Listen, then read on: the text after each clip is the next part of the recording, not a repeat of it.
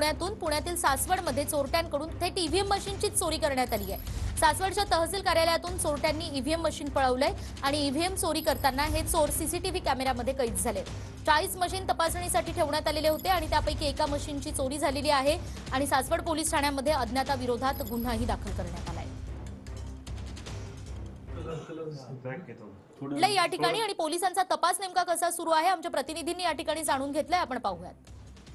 जिल्ह्यातील पुरंदर तालुक्यातील सासवड तहसील कचेरीमधून काल एक धक्कादायक प्रकार समोर आलेला आहे। या तहसील कचेरीमधून ईव्हीएम मशीनची चोरी झालेली आहे। आपण आहोत पुरंदर तालुक्यातील तहसीलदार कचेरी समोर। सासवड शहरातील तहसील कार्यालयातील स्ट्रॉंग रूममध्ये ईव्हीएम मशीन ठेवण्यात आलेली होती।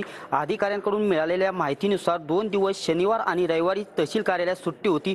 सोमवारी सकाळी 11 वाजता तहसील कार्यालयातील अधिकाऱ्यांना स्ट्रॉंग रूमचं कुलूप तोडण्यात आलेलं आढळून आलं। या ठिकाणी असलेल्या ईव्हीएम मशीनमधून एक ईव्हीएम मशीन चोरी गेल्याची माहिती समोर आलेली आहे।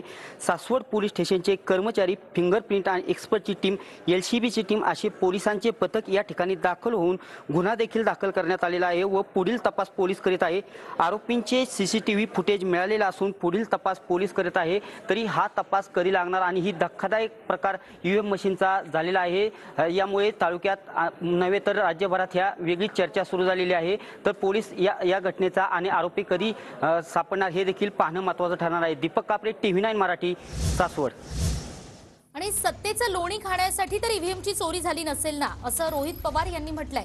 ईव्हीएम चोरीच्या घटनेनंतर रोहित पवार यांनी हे ट्विट केलंय। आपण पाहूयात रोहित पवारांचं हे ट्विट। ईव्हीएम मशीन काय दूध देत नाही, पण सत्तेचं लोणी खाण्यासाठी तर ही चोरी झाली नसेल ना, अशी शंका आपल्या ट्विटमधनं व्यक्त करतायत रोहित पवार। आणि याच्याच बळावर तर अबकी बार 400 पारचा नारा दिला नसेल ना, रोहित पवारांचं हे ट्विट।